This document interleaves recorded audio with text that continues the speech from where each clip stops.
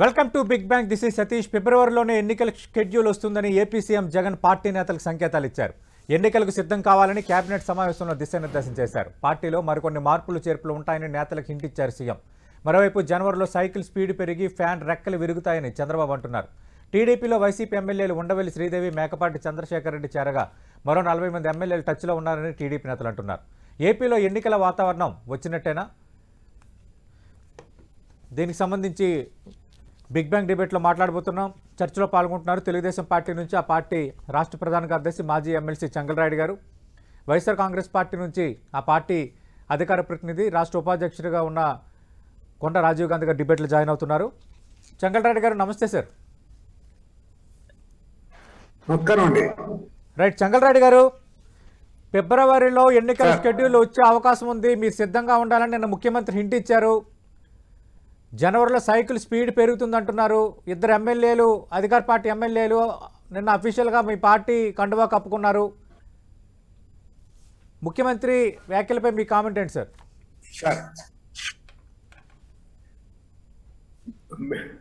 అందరికీ నమస్కారం సార్. నమస్తే సార్. మీకు టీవీ ప్రేక్షకులకు, వైసీపీ లీడర్ రాబోయే లీడర్ డిబేట్ లో పాల్గొన్న నాయకుడికి అందరికీ నమస్కారం సార్. నిన్న పెద్ద సంఖ్యలో దాదాపు 6 నియోజకవర్గాల నుంచి నాయకులు వచ్చి పార్టీలో చేరారు సార్. అందులో ఉదయగిరి కాన్స్టిట్యూన్సీ నుంచి కూడా వచ్చారు, పెద్ద సంఖ్యలో వచ్చారు. చాలా మంది తెలుగుదేశం పార్టీలో చేరేదానికి ఉత్సాహం చూపుతున్నారు. మేము మా నాయకుడు కన్నా అంటే సార్ అక్కడ ఉండే వాళ్ళలో 50% వచ్చి పార్టీలో చేరేదానికి సిద్ధంగా ఉన్నారు. బెస్ట్ ఎగ్జాంపుల్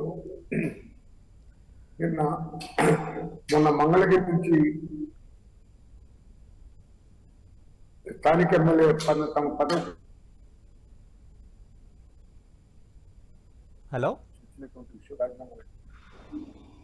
కొందరు పార్టీ పదవులకు, ఎమ్మెల్యే పదవులకు రాజీనామా చేసి తెలుగుదేశం పార్టీలో చేరాలని చెప్పేసి ఉత్సాహం చూపుతున్నారు.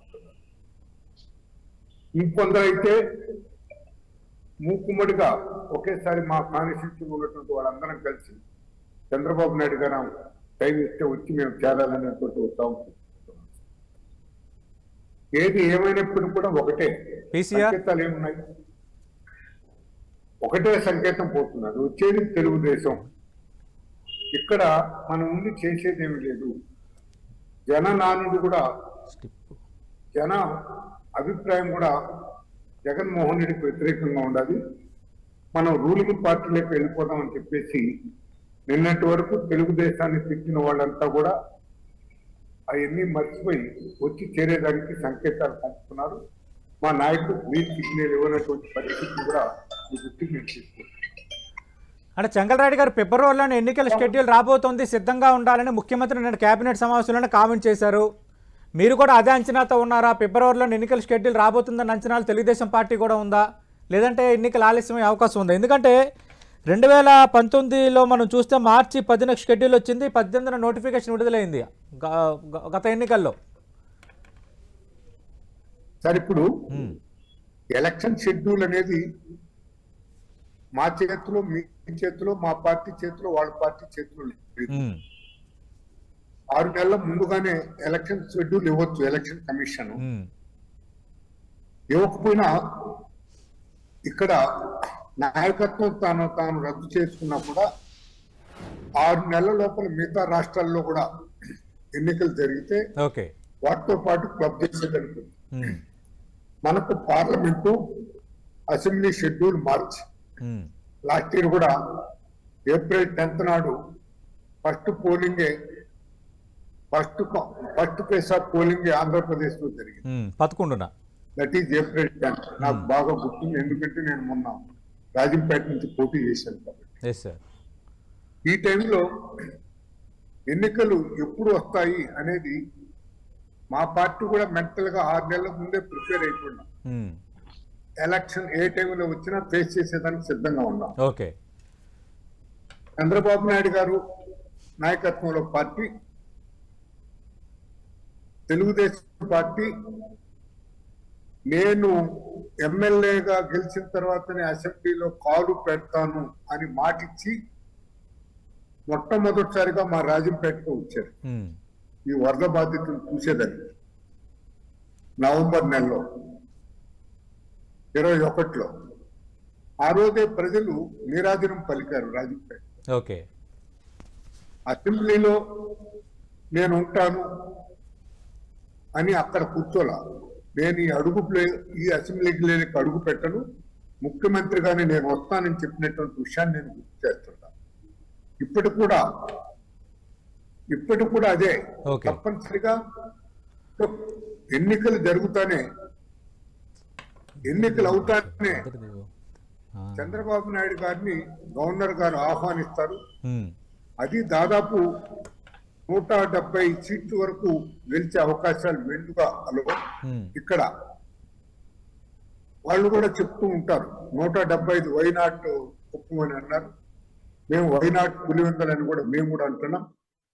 జనం మా చేతిలో ఏమీ లేదు, జనం చేతిలో ఉంది, ఓటర్ దేవుళ్ళ చేతిలో ఉంది.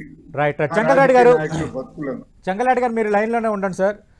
ప్రస్తుతం డిబేట్లో జాయిన్ అవుతున్నారు వైఎస్ఆర్ కాంగ్రెస్ పార్టీ అధికార ప్రతినిధి కొండా రాజీవ్ గాంధీ గారు. కొండా రాజీవ్ గాంధీ గారు, ఫిబ్రవరిలోనే ఎన్నికల షెడ్యూల్ వస్తుంది, సిద్ధంగా ఉండండి అని నిన్న ముఖ్యమంత్రి కేబినెట్ సమావేశంలోనే చెప్పారు. Point number 1. 2, నిజంగా ఫిబ్రవరిలోనే రాబోతున్నాయన్న వార్తలు నిజమయ్యేలా మీ పార్టీలో ఆల్రెడీ 2 జిల్లాలు ఉమ్మడి మనం చూసాం, ఉమ్మడి ఒంగోలు, ఉమ్మడి గుంటూరుకు సంబంధించి కొన్ని మార్పులు కూడా జరిగిపోయాయి. 11 మంది ఇన్ఛార్జీలు మార్చేశారు. అలాగే 3 మంత్రులకు స్థానచలనం జరిగింది. 4 ఎమ్మెల్యేలకు సీటే లేకుండా అయిపోయింది. ఇంకా 2-3 రోజులు ఉభయ గోదావరి జిల్లాలో కూడా అదే స్థాయిలో మార్పులు ఉండబోతున్నాయని చర్చ రెండో వైపు. మూడోది, తెలుగుదేశం పార్టీ నేతలు నేరుగా చెప్తున్నారు 40 మంది ఎమ్మెల్యేలు మాకు టచ్లో ఉన్నారు, మంచివారైతే తీసుకుంటామని చంద్రబాబు ఒక కామెంట్ కూడా చేశారు. అంటే మీకు ఏమైనా సంకేతాలు ఉన్నాయా కేంద్రం నుంచి కొంచెం ముందుగానే ఎన్నికలు రాబోతున్నాయి, 1-2 నెలలు ముందుగానే రాబోతున్నాయని? అంటే ముందుగా సతీష్ గారు, మీకు మీతో పాటు పాల్గొన్న చెంగల్రాయుడు గారికి 10 టీవీ న్యూస్ ఛానల్ ప్రేక్షకులందరూ కూడా నా హృదయపూర్వక నమస్కారాలు, శుభోదయం. నమస్తే. సర్వసాధారణంగా ఏంటంటే మనకి లాస్ట్ టైం ఏప్రిల్ 11 ఎలక్షన్ జరిగింది. అంటే ఎలక్షన్ జరగడానికి ఒక 1 రోజు ముందు ఎలక్షన్ నోటిఫికేషన్ అనేటువంటిది వస్తుంది. ఎప్పుడు ఏంటంటే ఒక ఎలక్షన్ కమిషన్ తీసుకున్న నిర్ణయాల్లో 1 నెల ముందు కూడా వస్తూ ఉంటారు. సో అందులో భాగంగానే 1 నెల ముందు వచ్చినా సరే, అంటే ఫిబ్రవరిలో నోటిఫికేషన్ వచ్చినా సరే మనం అందరం సిద్ధంగా ఉండాలి, మీరు అందరూ ఉన్నారా లేదా అని చెప్పి మంత్రులు నిన్న ముఖ్యమంత్రి గారు అడిగారు అన్నటువంటి వార్త ఒకటి బయటకు వచ్చింది. అది తప్పేం కాదు, యుద్ధం ఎప్పుడు వచ్చినా మనం అందరం సన్నద్ధంగా ఉండాలి అనేటువంటి ఉద్దేశంలో ముఖ్యమంత్రి గారు తన యొక్క సైన్యానికి సూచించిన విధంగానే దాన్ని మనం స్వీకరించాలి, ఆలోచించాలని చెప్పి కోరుతున్నా. 1. 2, ఏదైతే చంద్రబాబు నాయుడు గారి దగ్గర ఉదయగిరి నుంచి ఎమ్మెల్యే గారు కానీ లేదంటే మరొకరు కానీ చేరని అంటున్నారో, ఎక్కడ సార్? వెంకటగిరి సార్, ఉండవెల్లి శ్రీదేవి మీ పార్టీ ఎమ్మెల్యే, అలాగే మేకపాటి చంద్రశేఖర్ రెడ్డి నిన్న చేరారు అఫీషియల్ గా టీడీపీలో. మేకపాటి గారు కానీ లేకపోతే వీరు కానీ వీళ్ళిద్దరూ కూడా లాస్ట్ టైం జరిగినటువంటి నామినేటెడ్ ఎమ్మెల్సీ ఎలక్షన్స్ లో చంద్రబాబు నాయుడు గారికి అమ్ముడుపోయి వారు చంద్రబాబు నాయుడు తరపున ఓటు వేసి చంద్రబాబు నాయుడు గారికి బలం లేకపోయినా ఏదైతే అభ్యర్థి నిలబెట్టారో పంచుమర్తి అనురాధ గారిని, ఆవిడ గెలుపు సహకరించారు. ఆ రోజే వీళ్ళు నైతికంగా చంద్రబాబు నాయుడుతో వెళ్ళిపోయారు. ఈ రోజు ఏదో నామకే వాస్తే అధికారంగా కండువాలు వేసుకున్నారు తప్ప అది ఎలా ఉంది అంటే పాత సీసాలోనే కొత్త సీసాలో పాత సరుకులాగే ఉన్నది నిన్న వాళ్ళు వేసుకున్నటువంటి కండువాలు తప్పితే అందులో పెద్దగా కొత్తదనం ఏం లేదు. రెండోది 40 మంది టచ్ లో ఉన్నారు, 50 మంది టచ్ లో ఉన్నారంటే వాళ్ళు 175 మంది 24 గంటలు మాతో గత 5 ఏళ్ల నుంచి టచ్ లోనే ఉన్నారు. మాకు అటువంటి పరాయి వాళ్ళు మాకు అవసరం లేదు. మేము ఏదైనా చేస్తే అఫీషియల్ గా చేస్తాం.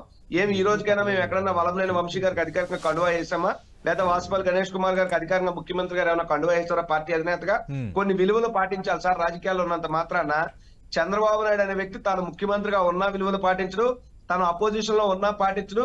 సిగ్గు లేకుండా పక్క పార్టీ నుండి గెలిచినటువంటి వేరే గుర్తు మీద గెలిచినటువంటి ఎమ్మెల్యేని నిస్సిగ్గుగా కండువా వేసి కౌగులించుకునే రకం చంద్రబాబు నాయుడు గారు. అటువంటి వ్యక్తి, ఆ వ్యక్తిత్వం దురదృష్టం. అంటే కొండారాజు గారు అంతకు ముందు గెలిచినప్పుడు ఒక 23 మంది ఎమ్మెల్యేలు టీడీపీలో చేరినప్పుడు అనైతికం అని మీరు అన్నారు. అలాగే తెలుగుదేశం పార్టీ టికెట్ మీద గెలిచిన ఒక 4 ఎమ్మెల్యేలు మరి మీరు దగ్గర చేసుకున్నారు కదా. మళ్ళీ ఇప్పుడు ఈ రోజు మీ పార్టీకి సంబంధించిన ఎమ్మెల్యేలు టీడీపీలో చేరటాన్ని తప్పుపట్టే అర్హత మీకు ఉంటుందా? 2 విషయాలు మీరు గమనించాలి సార్ సతీష్ గారు, 2 విషయాలు గమనించాలా. పార్టీ ప్రతినిధిగా వాళ్ళు ఎలక్షన్ లో నిలబడి ఓ గుర్తు మీద ఎమ్మెల్యేలుగా గెలిచిన వాళ్ళు. మేము అధికారికంగా I'm talking about official thing. ఇప్పుడు ఒక ఎమ్మెల్యేగా వచ్చి ముఖ్యమంత్రి హోదాలో ఉన్న వ్యక్తిని కలవడం తప్పేం కాదు. ఒక ఎమ్మెల్యేగా ముఖ్యమంత్రి హోదాలో వాళ్ళకి కావాల్సినటువంటి నిధులు సమకూర్చుకోవడానికి మాట్లాడడం తప్పు కాదు. లేదా వాళ్ళ మనస్సాక్షికి అనుగుణంగా ఏదైనా పార్టీకి మద్దతు తెలుపుకోవడం అది తప్పేం కాదు, అలా వ్యక్తిగతం. బట్ అధికారికంగా మీరు ఎలా కండువా వేస్తారు? అధికారికంగా మా ముఖ్యమంత్రి గారు కండువా వేసినటువంటి ఫోటోలు ఏమైనా ఉంటే చూపించండి. పలంనేని వంశీ గారికి వేసామా, బాస్పల్ గణేష్ కుమార్ గారికి వేసామా, ఎవరికి వేసాం? సో నైతిక విలువలు అనేటువంటి కొన్ని ఉంటాయి సార్. కండువా ఒకటే లేదు, ప్రతిసారి మీతోనే ఉన్నారు, మీ లైన్ లోనే ఉన్నారు. చివరికి మీ పార్టీలో చేరిన తెలుగుదేశం పార్టీ శాసనసభ్యుడు గుంటూరు జిల్లాకు చెందిన మద్దాలగిరికి మన టికెట్ కూడా గల్లంత అయిపోయింది. అవును. ఇప్పుడు సార్ ఇంకొక విషయం సార్, ఇక్కడ చాలా రాజకీయం. మొన్న ఇప్పుడు కూడా చంద్రబాబు నాయుడు గారి మాటలు నేను చూస్తూ, తన 45 ఏళ్ల ఇండస్ట్రీలో ఉన్నట్టు చంద్రబాబు నాయుడు గారు ట్రాన్స్ఫర్ ఎమ్మెల్యేలు ఎంపీ మంత్రులు ట్రాన్స్ఫర్లు ఎప్పుడు చూడలేదట. మరి కుప్పం కన్నా ముందు చంద్రగిరి కదా ఆయన సొంత నియోజకవర్గం, అక్కడ ఒకసారి శాసనసభ్యుడు చేశాడు కదా. ఓడిపోతే మరి కుప్పానికి ఆయన ఎందుకు ట్రాన్స్ఫర్ అయ్యాడు సార్? లేకపోతే బాలకృష్ణ గారు ఎందుకు హిందూపూర్ ట్రాన్స్ఫర్ అయ్యారు సార్? లేదా ఇదే విశాఖపట్నం గంటా శ్రీనివాస్ వాళ్ళ తెలుగుదేశం పార్టీ నాయకుడు ఎలక్షన్ కో నియోజకవర్గం, ఓసారి చోడవరం, ఓసారి భీమిలి, ఓసారి అనకాపల్లి, ఓసారి విశాఖపట్నం, రేపు ఎక్కడ నిలబడతాడో తెలియదు. ఇంకో మాట మాట్లాడాడు చంద్రబాబు నాయుడు గారు, ఎస్సీలనే స్పెసిఫిక్ గా మార్చేస్తున్నాడు జగన్మోహన్ రెడ్డి అని. మరి ఇదే ఎస్సీ సామాజిక వర్గానికి చెందిన పాయిగ్రావుపేట శాసనసభ్యురాలు వంగల్పూడి అనితని ఎస్సీ పాయిగ్రావుపేట నుండి వేరే నియోజకవర్గానికి ఎందుకు మార్చాడు? ఆయన అధికారంలో ఉన్నప్పుడు జవహర్ అనే వ్యక్తులు కొవ్వూరు నుంచి ఎస్సీ నాయకుడే కదా, ఆయన ఆ మంత్రిగా చేశాడు కదా, ఆయన్ని కొవ్వూరు నుంచి తిరువూరుకి ఎందుకు మార్చాడు? అంటే వీళ్ళు చేస్తే మంచి, ఇంకోళ్ళు చేస్తే చెడా? మాట్లాడటానికి విమర్శించడానికి ఏమైనా పర్థం ఉండాలి సార్. చంద్రబాబు నాయుడు గారే కాదు, మా ఎన్టీ రామారావు గారే కాదు, లేదంటే ప్రధానమంత్రి ఇందిరాగాంధీ గారే కాదు, వీళ్ళంతా పార్లమెంట్ నియోజకవర్గాలు, అసెంబ్లీ నియోజకవర్గాలు మారలేదా? సో రాజకీయాలు ఇవన్నీ కామన్.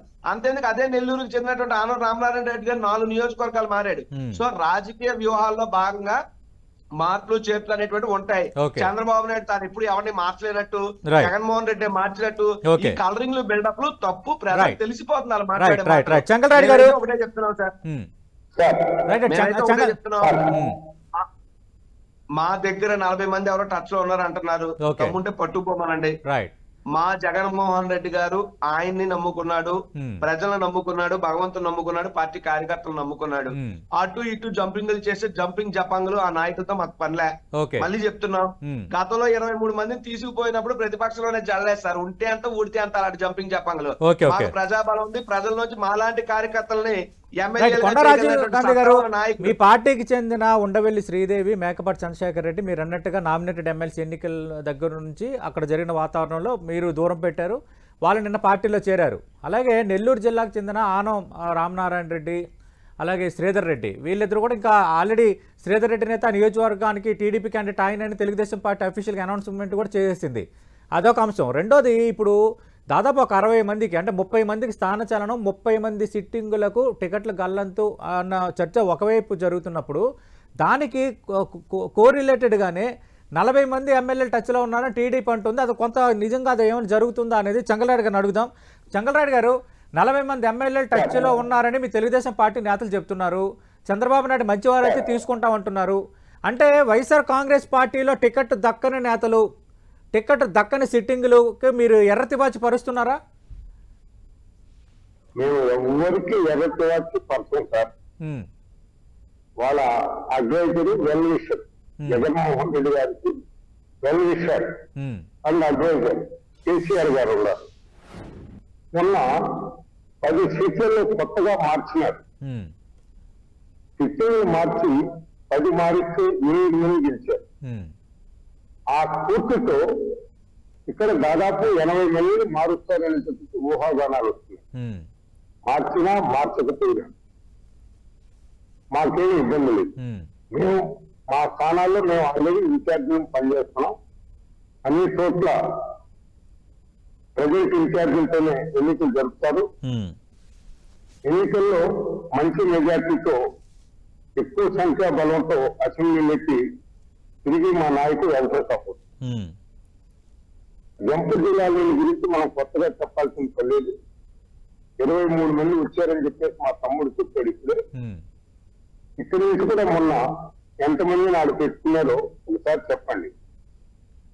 మొన్ననే 2019 ఎలక్షన్స్ లో గెలిచినటువంటి మన వాళ్ళు చూస్తే ఎక్కడనే తీసుకున్నారు. మేము మాట్లాడలేదు. ఎమ్మెల్యేలు తీసుకున్నారు, ఎమ్మెల్సీలు తీసుకున్నారు. వాళ్ళు వచ్చినా కూడా ఐడెంటిటీ అనేది వాళ్ళకే నష్టం అవుతుంది. ఉమ్, ఇక్కడ వచ్చారు, శ్రీధర్ రెడ్డి గారు వచ్చారు, మీరు చెప్పిన రామనారాయణ రెడ్డి గారు కూడా మాకు అందుబాటులో ఉన్నారు. అదేవిధంగా నిన్న చేరినటువంటి శ్రీదేవి కానీ చంద్రశేఖర్ రెడ్డి కానీ మొదటి నుంచి టచ్లోనే ఉన్నారు నాయకుడితో. అక్కడ ఇవ్వడలేనటువంటి పరిస్థితుల్లో నియోజకవర్గాన్ని అభివృద్ధి చేసుకున్నాం అనుకుంటే సున్నాలు చూపిస్తున్నారు. ఉమ్, మొదటేమో కుక్కలు చూపించారు, ఇప్పుడు సున్నాలు చూపిస్తున్నారు. విసుగు చెందిపోయినారు, కాసుకొని ఉన్నారు. మీరన్నట్టు 40 మంది కాదు, ఇంకా ఎక్కువ మంది యూనివర్సిటీలు ఇస్తే మా పార్టీలో చేరేదానికి సిద్ధంగా ఉన్నారు. ఉమ్, ఇప్పుడే చెప్పాడు మా బ్రదర్, మేము మా నాయకుల్ని నమ్ముకున్నాం, ప్రజల్ని నమ్ముకున్నాం. మేము కూడా అంతే, మా నాయకుల్ని నమ్ముకున్నాం, ఓకే. ప్రజలు దేవుళ్ళని మేము చెప్తున్నాం. అంటే చెంగల్రాయుడు గారు, వాళ్ళు ప్రజలుగా చెంగల్రాయుడు గారు, నాయకుల బతుకులు తేల్చేది ఓటర్ దేవుళ్ళే. చెంగల్రాయుడు గారు, మా నాయకుడు మీ పార్టీకి సంబంధించి నిన్న వైఎస్ఆర్ కాంగ్రెస్ పార్టీకి చెందిన 2 ఎమ్మెల్యేలు చేరారు. ఆల్రెడీ మీరు కోటమిరెడ్డి శ్రీధర్ రెడ్డిని అదే నియోజకవర్గం నుంచి పోటీ చేస్తారు ఇన్ఛార్జ్గా అనౌన్స్ చేశారు. ఆనంద్ రామనారాయణ రెడ్డికి సంబంధించి కూడా ఒక క్లారిటీ ఇవ్వబోతున్నారు, అదొక అంశం. మరో 40 మంది మీరు టచ్లో ఉన్నారంటున్నారు. అంటే వాళ్ళకి ఏమైనా హామీ ఇస్తున్నారా? హామీ ఇవ్వకుండానే పార్టీలో వస్తామంటున్నారా? మేము ఏమి హామీ ఇస్తాం సార్? రాష్ట్ర పురోగమనానికి హామీ ఇస్తాం. రాష్ట్రం బాగుపడాలంటే తెలుగుదేశానికి ఓటేయండి. అమరావతి రాజధానిగా ఉండాలంటే తెలుగుదేశానికి ఓటేయండి. ఇచ్చాపురం నుంచి అమరావతి ఎంత దూరమో ఓకే, హిందూపురం నుంచి కూడా అమరావతి అదే దూరం. Country located place. 32,000 ఎకరాలు ఒక్క రూపాయి కూడా తీసుకోకుండా రైతులు ల్యాండ్ పూలింగ్ ఇచ్చారు. ఎన్నికలు ఇచ్చారు, రాష్ట్రం కోసం ఇచ్చారు, ఓకే, రాష్ట్ర పురోగమనం కోసం వాళ్ళు ఇచ్చారు, ఓకే, కులతత్వానికి ఇచ్చారు. ఓకే, ఎన్ని జనం చూస్తూనే ఉండాలి. రైట్. మీరు ఏం డెవలప్ చేశారు? రాజధాని ఏం డెవలప్ చేశారు? రాష్ట్రాన్ని ఏం డెవలప్ చేశారు? రోజులు ఎలాంటి ఏగిట్టు పెట్టుకున్నాయి? జనసామాన్యానికి అందవలసినటువంటి అంశాలయ్యా. అంటే చెంగల్రాయుడు గారు, మీరు గతంలో ఎన్నికలు జరిగినట్టుగా ఆ షెడ్యూల్లోనే వస్తాయని చెప్పారు. తెలంగాణ ఎన్నికల షెడ్యూల్ కూడా 20 రోజులు ముందుకు జరిగింది. మీరు అన్నట్టుగా గత ఎన్నికలకు సంబంధించి మనం చూస్తే మార్చి 10న షెడ్యూల్ విడుదలైంది, 18న నోటిఫికేషన్ వచ్చింది, ఏప్రిల్ 11 ఎన్నికలు జరిగాయి. అయితే కౌంటింగ్ చాలా సమయం తీసుకుంది. కౌంటింగ్ దాదాపు 40 రోజుల పాటు సమయం తీసుకున్న పరిస్థితి ఉంది. ఎందుకంటే మొత్తం అన్ని షెడ్యూల్స్, అన్ని దశలు ఎన్నికలు జరిగిన తర్వాత కామన్గా ఓటింగ్ జరిగినప్పుడు ఆ పరిస్థితి. బట్ వేరే తెలంగాణకు కూడా 20 రోజులు ముందుగా జరిగాయి. ముఖ్యమంత్రి ఏమో ఫిబ్రవరిలో షెడ్యూల్ వస్తుందంటే ఖచ్చితంగా మార్చిలోనే ఎన్నికలు ఉండే అవకాశం కనిపిస్తోంది. మీరు జనవరిలో ఎన్నికలు పెట్టినా తెలుగుదేశం రెడీగా ఉండాలి. ఓకే, ఫిబ్రవరిలో పెట్టినా సిద్ధంగా ఉండాలి, మార్చిలో పెట్టినా పర్వాలేదు. మన రాష్ట్రం మీరు చెప్పినట్టుగా మొదటి చేసిన ఎన్నికలు జరిగిన దానివల్ల మిగతా రాష్ట్రాలను ఎన్నికలు జరిగేదానికి కొంచెం టైం పట్టిన దానివల్ల, అంటే ఈసారి ఆంధ్రప్రదేశ్ ఎన్నికలు కూడా ఫస్ట్ దశలోనే ఉంటాయంటున్నారు. ఢిల్లీ నుంచి సమాచారం కూడా మొదటి దశలోనే ఆంధ్రప్రదేశ్ ఉంటుంది, ఆంధ్రప్రదేశ్ ఎన్నికలు కూడా జరుగుతాయని. రైట్. కొండా రాజీవ్ గారు, ఇక్కడ ఇంకొకటి, ఆల్రెడీ ఆంధ్రప్రదేశ్లో మార్చి 18 నుంచి 10వ తరగతి పరీక్షలకు సంబంధించిన షెడ్యూల్ వచ్చేసింది. అలాగే ఇంటర్కి వీటన్నిటికి సంబంధించిన షెడ్యూల్ కూడా మార్చి 31 కంప్లీట్ అయ్యేటట్టుగా ఆల్రెడీ వచ్చేసాయి, దానికి సంబంధించిన టైం టేబుల్స్ ఇవన్నీ. అంటే ఒకవేళ మీరు చెప్తున్నట్టుగానే ఫిబ్రవరిలో షెడ్యూల్ వస్తే ఖచ్చితంగా మార్చిలో ఎన్నికలు ఉంటే ఈ పరీక్షలకు విఘాతం కలగదా? లేదంటే కొత్తగా మీకు ఏమైనా ఇన్ఫర్మేషన్ వచ్చిందా ముందుగానే ఎన్నికలు జరగబోతున్నాయని? సార్, ఒకటి, ఎలక్షన్ ఎప్పుడు జరగాలి, నోటిఫికేషన్ ఎప్పుడు రావాలన్నది it is completely in the hands of chief election commission of India. Okay, so దాన్ని మనమేం ప్రభావితం చేయలేం, కంట్రోల్ చేయలేం. అంటే ఏ హింటూ లేకుండా ముఖ్యమంత్రి మాట్లాడారా కేబినెట్ లో? ముఖ్యమంత్రి స్థాయి వ్యక్తి మాట్లాడేటప్పుడు దానికి ఒక ప్రామినెన్స్ ఉంటుంది కదా. 100% ఉంటుంది సార్. ఇప్పుడు మా మంత్రుల్ని సన్నద్ధంగా ఉండమని చెప్పడం ఉద్దేశంలో భాగం కూడా అయ్యి ఉండొచ్చు కదా అది.